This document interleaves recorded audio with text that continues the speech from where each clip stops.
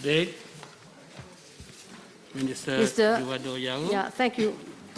Thank you, Mr. Speaker, for giving me the floor. Before I proceed in the debate, allow me to say a few things. First of all, to extend my sincere gratitude to the Honourable Minister of Finance and his able team for not losing sight of our proposal. Thank you for the consultation time where we got the chance to discuss thoroughly our budget proposals. Thank you for every single decision in the budget. Honourable Padayachi, you have been able to strike the right balance between the economic development and the social development and the leadership of Prime Minister Honourable Kumar Jagnnath. Mr. Speaker, I am happy.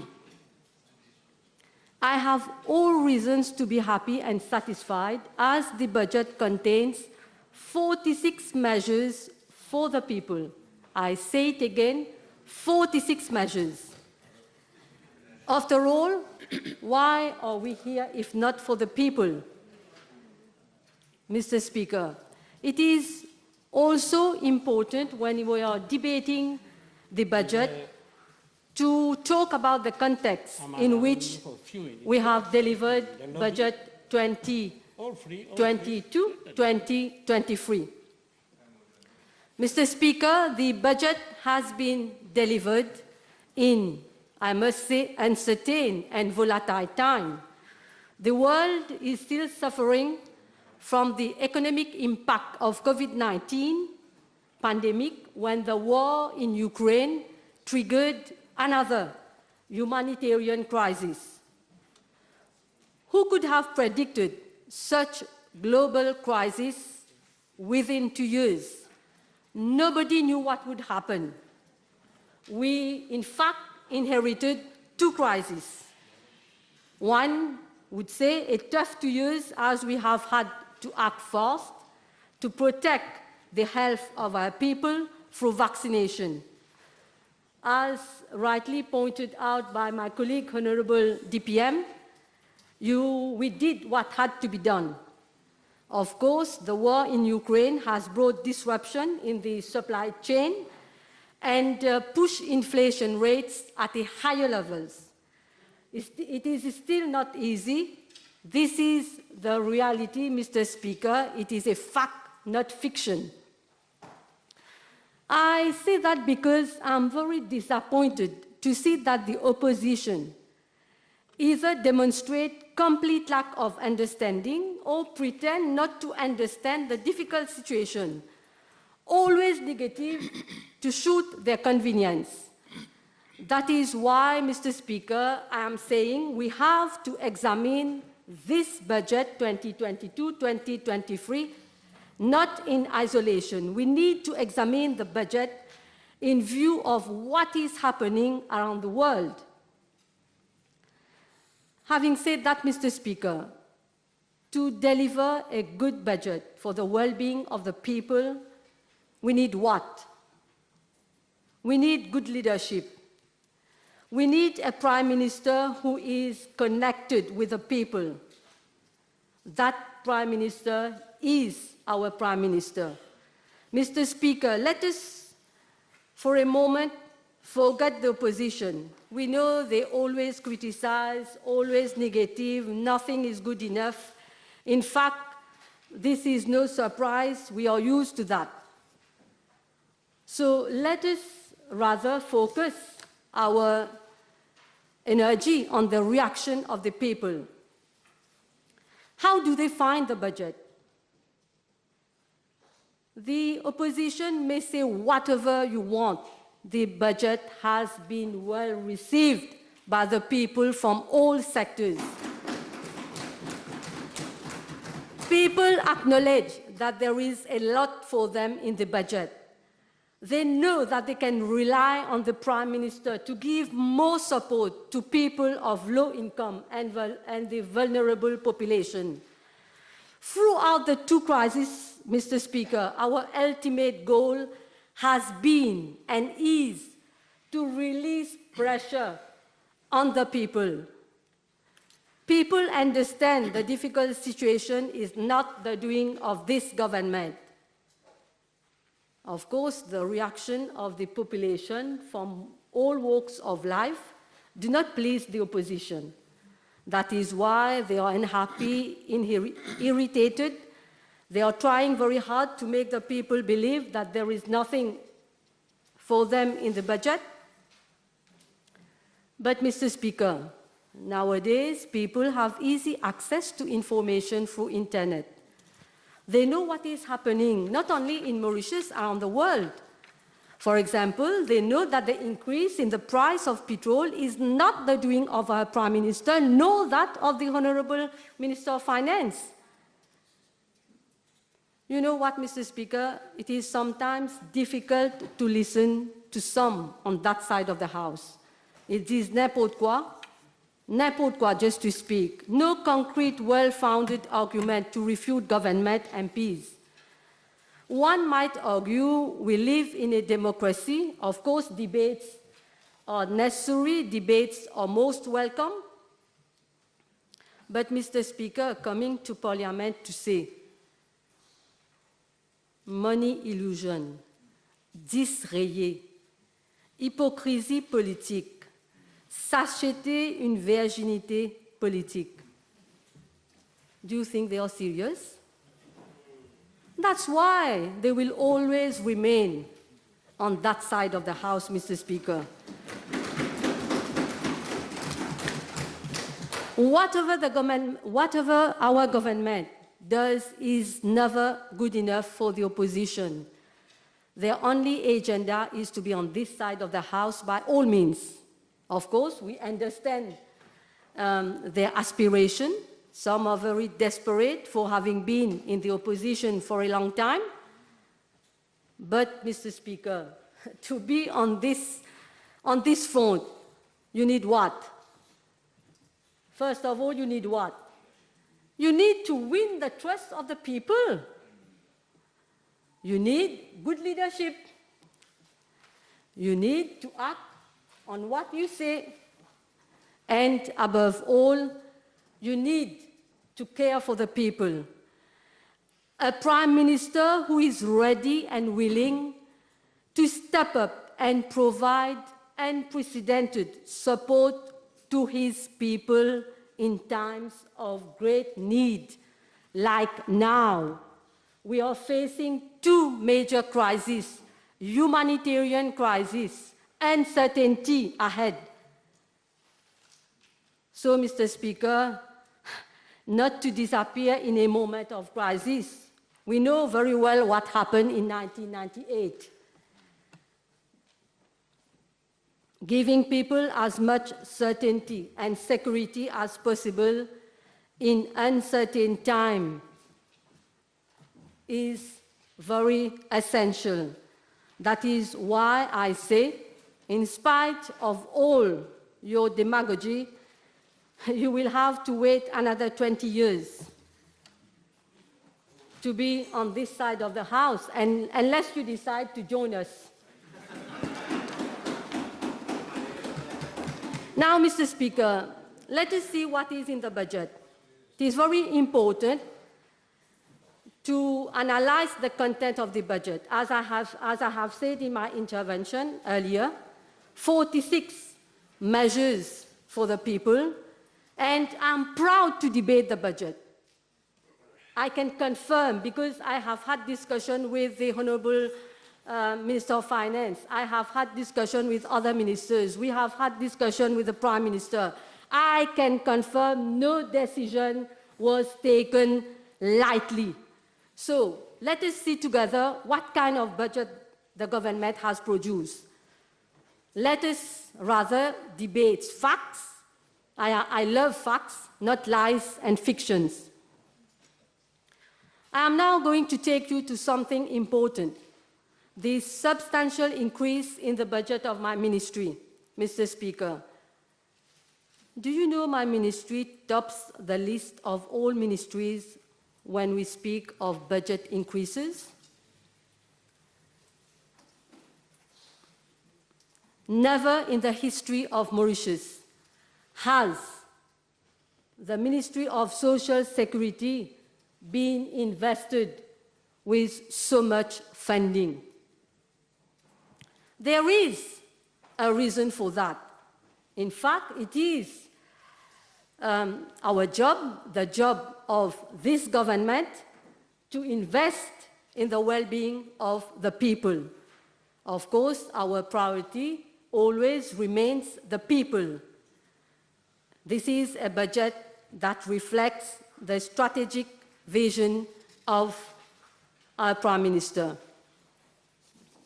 Mr. Speaker, we are a government who always think about people and put them in our planning. And what I'm saying can be verified. I'm stating facts. What have we done when we took office in 2014? Interesting to know. It is important to talk about that period. At that time, the budget of the Ministry of Social Security stood,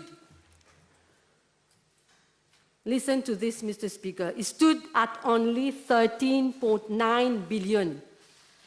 Better not refer to the previous years, almost insignificant increases. And what did we do when we came in December 2014? Increase in pension was in fact one of the first measures in our manifeste electoral. I don't know if I have the... Yes, here it is. So, le 12, priorité des 3 premiers mois au gouvernement. Augmenter la pension de vieillesse à 5 000 roupies. This is our first priority. So, from 2015 to 2020, the budget has climbed to 38.6 billion. 2022 to 2023, 38.6 billion to 46.4 billion, an increase of 7.8 billion. Du jamais vu, Mr. Speaker. Never in history has the budget of the Ministry of Social Security known such a substantial increase from 13.9 billion in 2014 to 46.4 billion today. I say it again, 46.4 billion. This is the largest in the decade, and I have a table here. So this is real, not fake news.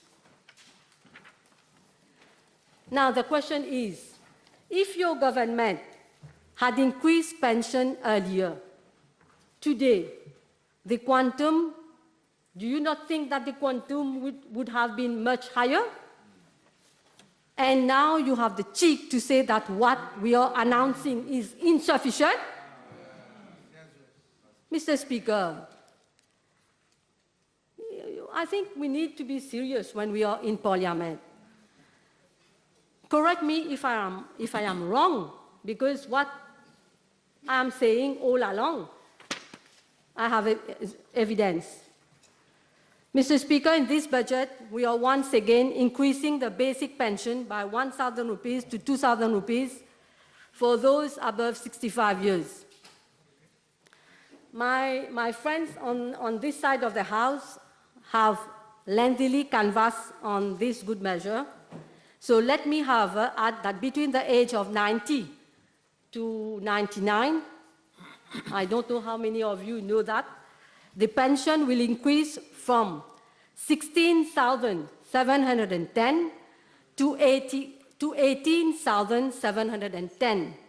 And for our dear elders, age 100 plus, from 21,710 to 23,710. Mr. Speaker, let me remind the opposition that from 205 to 214, when they were in office, pension increased.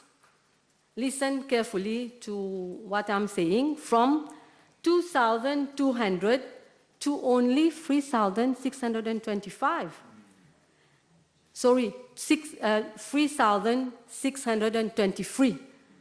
A mere increase of 1,423 over a period of 9 years. Mr. Speaker, I have the table here. So, you cannot compare this increase to that of ours. Over a period of 7 years only, we have increased pension by, can someone tell me, by 6,377. I heard one honorable member on that side saying, le ministre des Finances aurait pu faire plus. Il aurait dû faire plus. Mr. Speaker, I wonder where do they buy toupee? I'm curious to know. Tell me, maybe I can go and buy some. Mr. Speaker, we need to acknowledge the good measures. We need to acknowledge the effort of our government. So coming in Parliament, criticizing we are doing nothing, nothing is good, this is not positive attitude. Mr. Speaker, on a serious note, what would have happened if we had not invested so much in our people since 2014? And now I heard, on the other side, they're saying, now their worry is good pour gain casse. So I leave it to the able Minister of Finance to reply. He is a brilliant gentleman. Mr. Speaker, I heard one honorable member, I think Honorable Shakil Mohammed, a seasoned, he is not in the chamber, so I do hope he is listening from where he is. So I heard him saying, a seasoned honorable member saying, we have forgotten our elders, widows, and orphans for the years 2020 and 2021.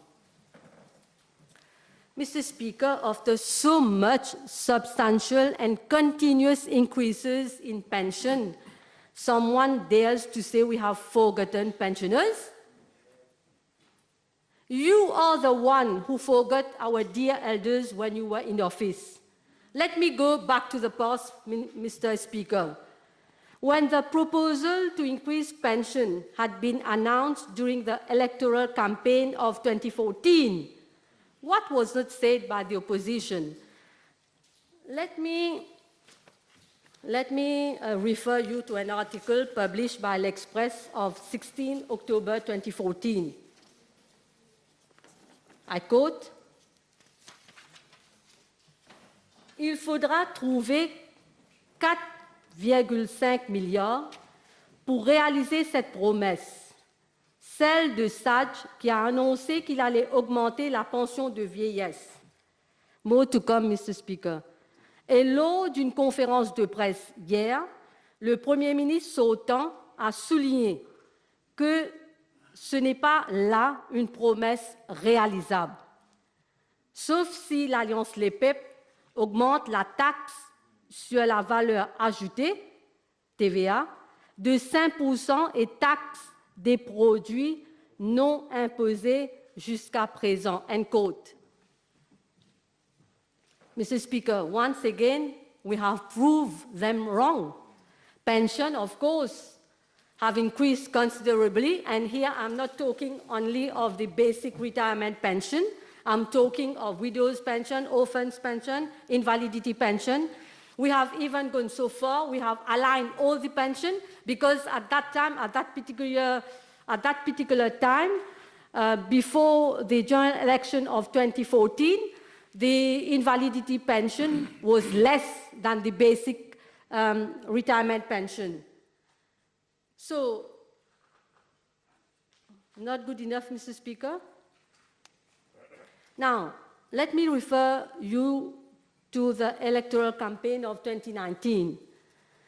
At that time, we announced that pension would be increased to 9,000 rupees. Surprisingly, l'Alliance Nationale announced pension would be increased to 10,000 rupees. 1,000 rupees more than us. Fair enough. Funnily enough, in 2019, no mention of an increase in VAT to sustain the increase in pension. So, Mr. Speaker, do you find any, how can I put it, do you find any consistency in their reasoning?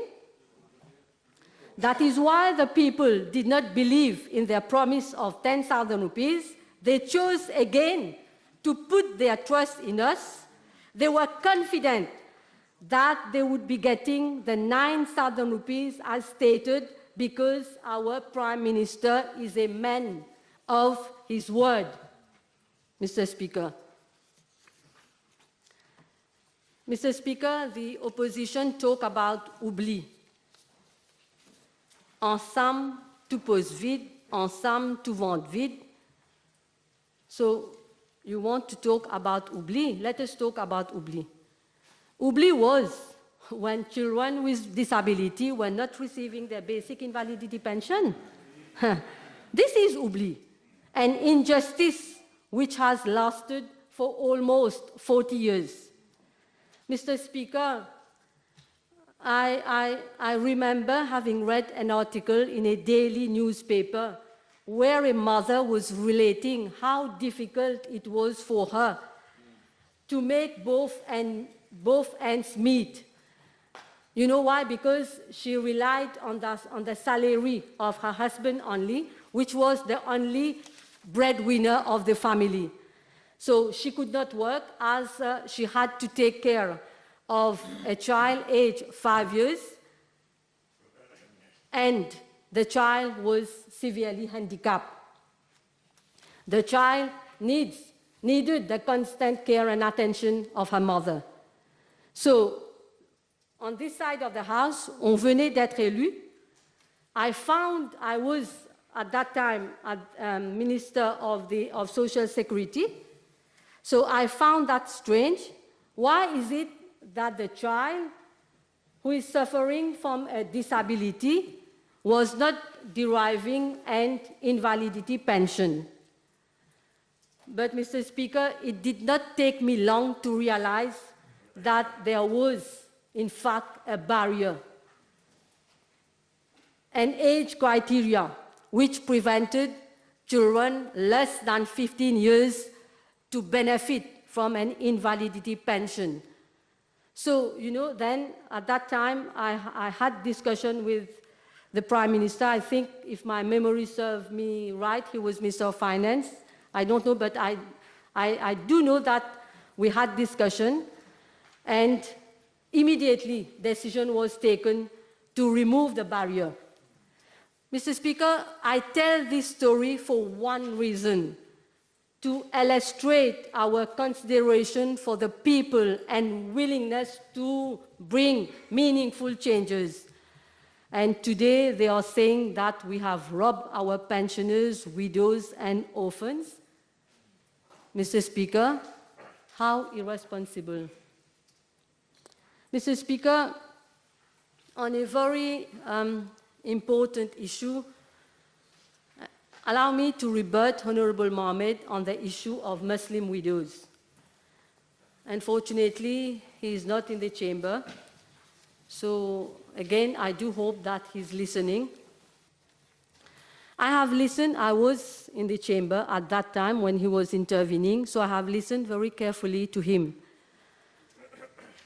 Honorable member has mixed issues, I must say. His argument is wrong. I will tell you why. But before I debate on this aspect, I want to say nothing personal, no hard feelings. I'm just stating facts because it is important for us to set the record straight. Honorable Member, let me quote part of what Honorable Member said. In 1991, the MMM was, if memory serves me correctly, and things were brought right, the MMM could make the MSM see straight, end quote. Mr. Speaker, I was puzzled by what he said. He has been very selective in his argument indeed. So the questions are, who brought the amendment to the Civil Status Act in 1990? First question. The answer is Sir Anirudh Jagannath. Who set up a committee chaired by late Justice Ahmed to look into the whole issue at that material time? Again, late Sir Anirudh Jagannath. Third question, who conducted meetings with various religious bodies? The answer is Sir Anirudh Jagannath. Who set up the Muslim Family Council? Again, Sir Anirudh Jagannath. And I can go further, Mr. Speaker. Let me quote late Sir Anirudh Jagannath when he intervened on the Civil Status Act, Amendment number 2 Bill 1990. What did he say? I quote, Mr. Speaker, the document is with me, evidence. Mr. Speaker, sir, I trust that these new provisions will satisfy the requirements of the Muslim community, end quote. Of course, he was debating, so I will not go through the whole debate, so I'm quoting part of it, what I think important. This sentence, Mr. Speaker, in fact conveys the feeling of late Sir Anirudh Jagannath for the Muslim community. He wanted to assure the Muslim community that the MSM was here for the whole people. So, the other question, Mr. Speaker, why in 2014, when your government, I'm referring to Honorable Shakil Mohammed, at the eve of the general election of 2014, introduced the surviving partners allowance to cover only the period of 1987 to 1990. Honorable Member remained silent. Why? We need to know. As far as I remember, at that particular time, Honorable Member Shakil Mohammed was Minister of Labour and Mrs. Bapu was Minister of Social Security. We need to know why at that particular time he was in government, he remained silent, and only period 1987 to 1990 was covered. Why did the then government brush aside widows who do not fall within this period? Why? Very strange indeed, Mr. Speaker. You have been in government from 2005 to 2014, and long period of 10 years you have covered only a certain period. Or maybe, I don't know, maybe you did raise the issue with the then Prime Minister, but it fell on, how you say, on deaf ears. In fact, Mr. Speaker, Honorable Shakil Mohammed himself, he admitted in Parliament, sitting of 30th October 2018, I quote, I quote, listen to this, when I was part of government, we had a ministerial committee, nothing happened. End quote. Yes. So, if you truly had the will, you should have made it happen as you have served the country for almost 10 years. So, therefore, Mr. Speaker, be humble enough to give credit where it is due. I would have expected honorable member to express gratitude to the government of the day instead of blaming the MSM party. Of course, we have not yet worked on the modalities. This is something else. But, Mr. Speaker, sorry? No, don't. Please. Stop interrupting. Please. If you have a point of order. Any point of order? If you don't have any point of order, remain quiet. You have a point of Speaker, order. with all due respect to you, the Honorable Lady, No, It's you're not debating with the. No, it's not good. It's not a good precedent. You're an experience. It's not a good precedent. One day you will be in power. One day you will be in power. Don't defeat the standing orders, okay?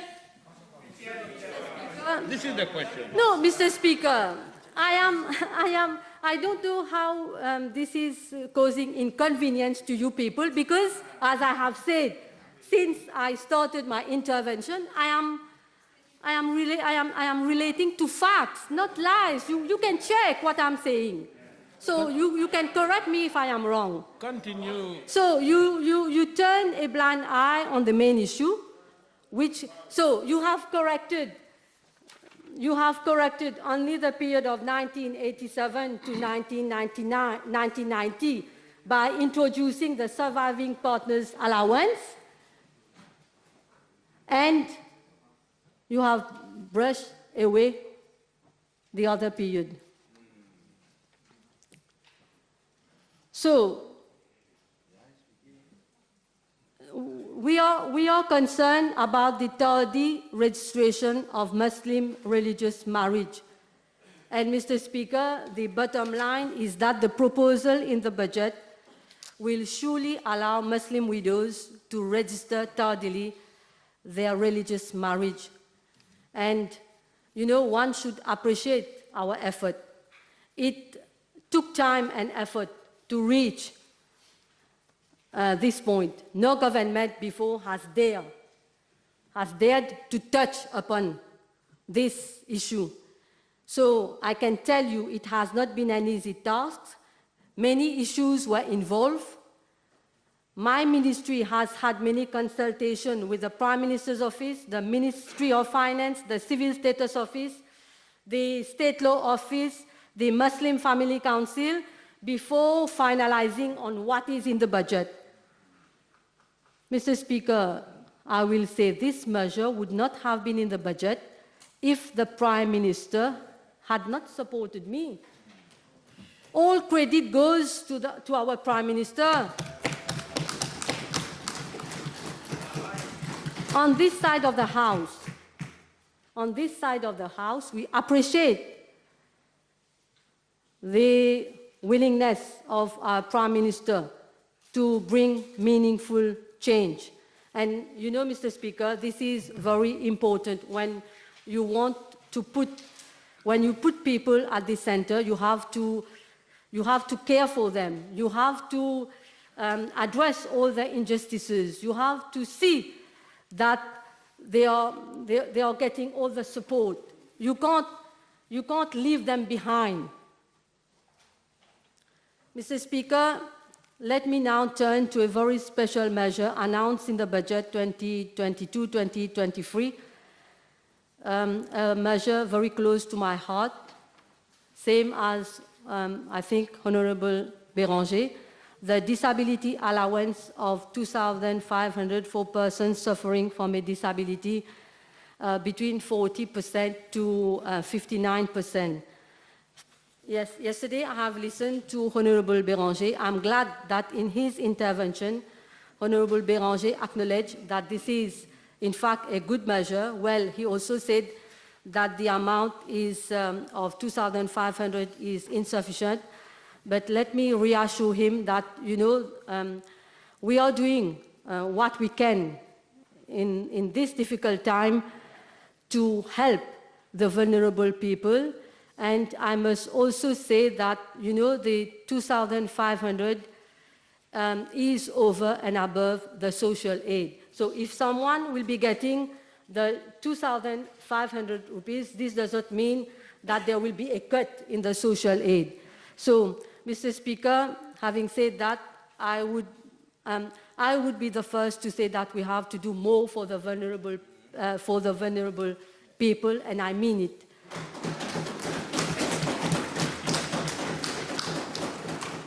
Now let me respond to Honorable Juman. Honorable Member, you intervened yesterday and said that you cannot understand how come the pension of two, I don't know if you say one or two, have been discontinued.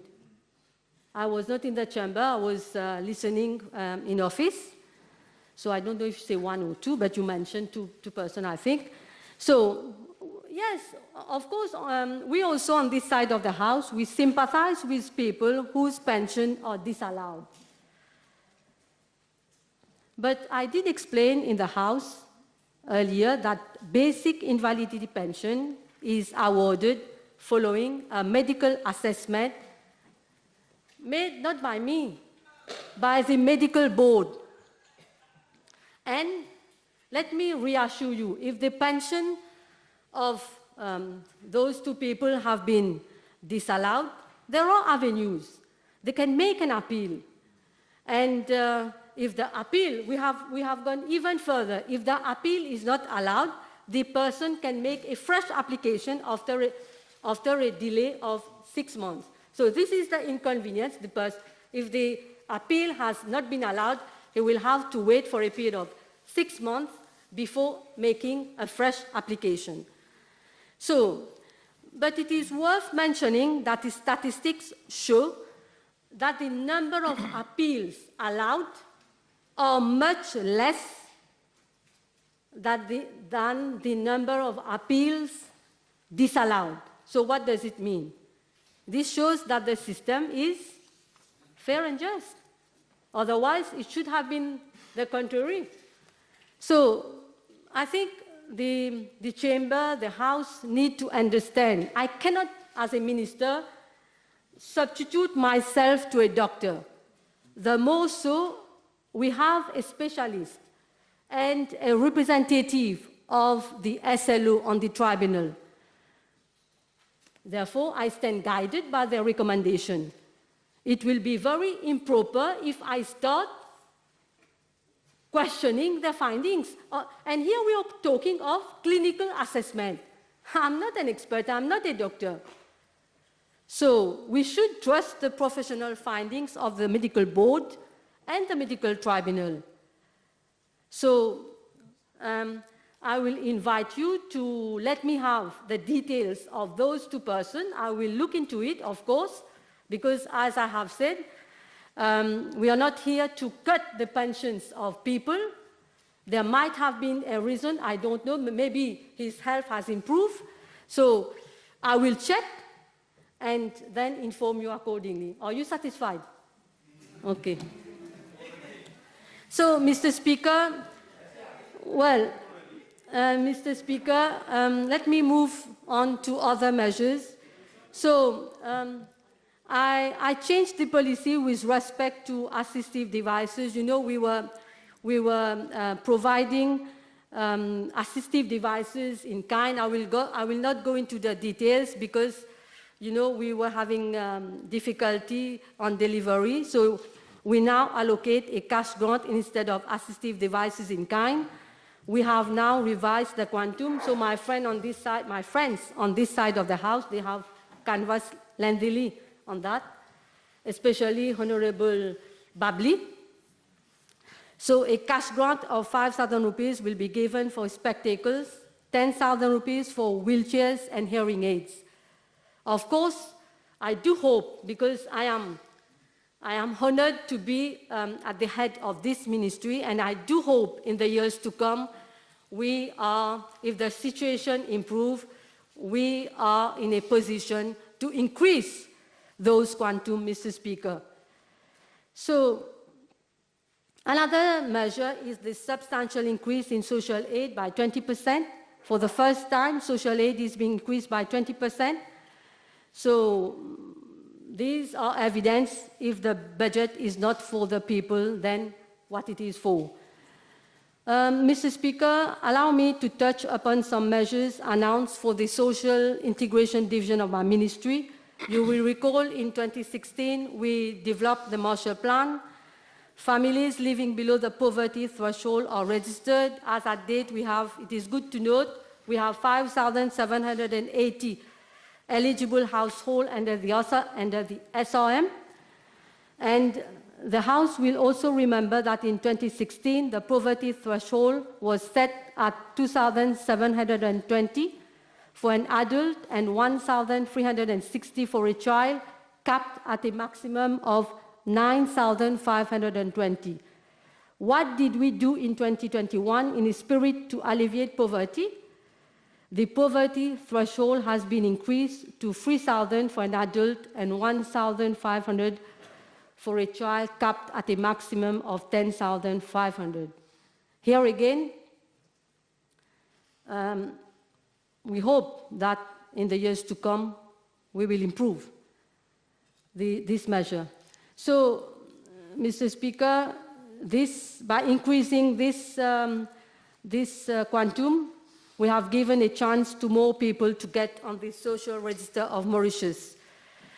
Now they can, when someone is registered on the social register of Mauritius, he can benefit from various support, financial, educational, training, and housing. So the minimum subsistence allowance allocated to a household stands at 500. This amount also has been revised. It was not revised since 2016. So now it is increased from 500 rupees to 1,000 rupees. Another interesting measure for the people, Mr. Speaker, has been the announce to allow persons with disabilities to enter the social register of Mauritius. The basic invalidity pension will no longer be taken into account while calculating income. So this is a very important measure. Now, more people at the bottom of the ladder, if they need help, I'm sure they will be captured on the SRM. Mr. Speaker, since 2014, this government has taken a series of measures to promote education. Our Prime Minister has always says money should not be a barrier to education. Of course, our duty as a thoughtful government is to facilitate education. So in this spirit, we are waiving the administration fee for full-time courses at the MITD and other public tertiary education institution for SRM children.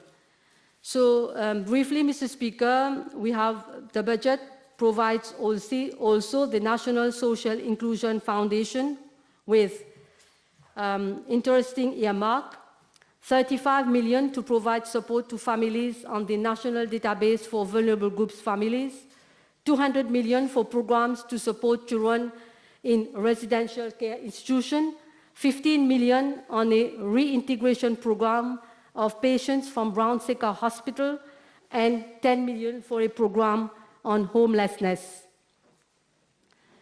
Mr. Speaker, before summing up, allow me to say a few words about my constituency. Constituency number 19, a beautiful constituency, but which has been invisible completely invisible before the general election of 2014. Yes, no project at all. Fortunately, with this government, no constituency is left behind, as was done by the previous government. For our government, no constituency is bigger or smaller. This is why, for the last 7 years, constituency number 19 has constantly been experiencing changes in a positive way. Renovation, let me cite a few: renovation of plaza, setting up of 2 community centers. Can you imagine, Mr. Speaker, when we took office in 2014, there was no community center compared to other constituencies. We are constructing Mediclinic for the people, for our mandates, almost done. Construction of a multipurpose complex at Camp-le-Vieux, an elderly daycare center at Rochepoune already completed. The list is long, so if one wants information, so they can go through for what I have said earlier in Parliament or in the budget. So, Mr. Speaker, let me reassure Honorable Devan Nagalingam. We are, Honorable Colin Daureeawoo and myself, we are in constant discussion with the people of constituency number 19. We are on the field, no worries. So we will continue to do what needs to be done for our people. Mr. Speaker, well, I want also to mention that the budget to the address of Honorable Devan Nagalingam, the budget 2022-2023 clearly made mention of an amount of 1 billion for the improvement of the water supply, where Rosil is, maybe you have checked, is mentioned as a priority. So I do hope that the necessary will be done.